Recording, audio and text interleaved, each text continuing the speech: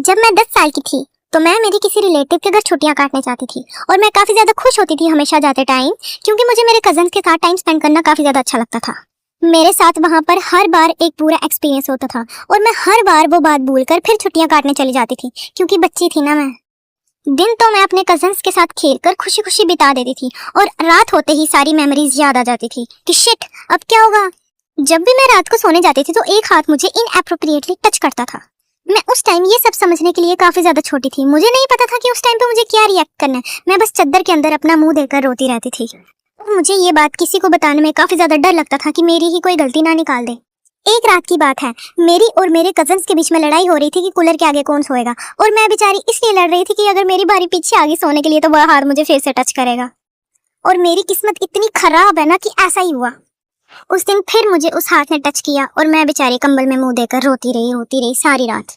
और next time मैंने काफी ज्यादा जिद की और मैं रोई कि मुझे मेरे घर जाना है, मुझे घर छोड़ दो। उनको नहीं पता था कि मैं क्यों रो रही हूँ, बट मैंने बहाने मारकर और अपने घर आ गई।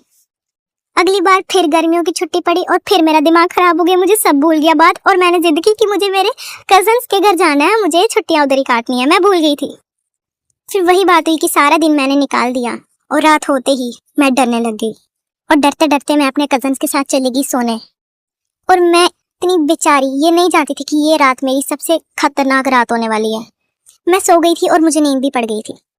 वो हाथ फिर आया, वो मेरे गले से होते हुए वो हाथ मेरी चेस्ट तकाने की कोशिश कर रहा था।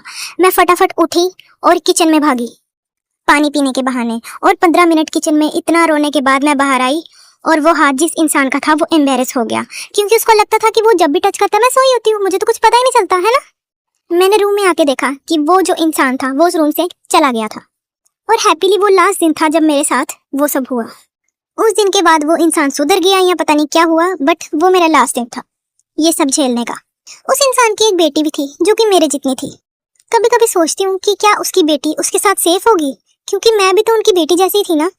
और धीरे धीरे मैंने उनके घर जाना भी कम कर दिया था, और अब मैं 19 साल की हो चुकी हूँ। और जब भी कोई फंक्शन होता है तो मुझे उनके घर जाना पड़ता है, और जब भी मैं उनके घर जाती हूँ तो वो इंसान ऐसा बिहेव करता है कि जैसे कुछ हुआ नहीं। मुझे लगता है कि उसको लगता है कि मैं सब भूल गई हूँ, बट मैं भूली नहीं हूँ।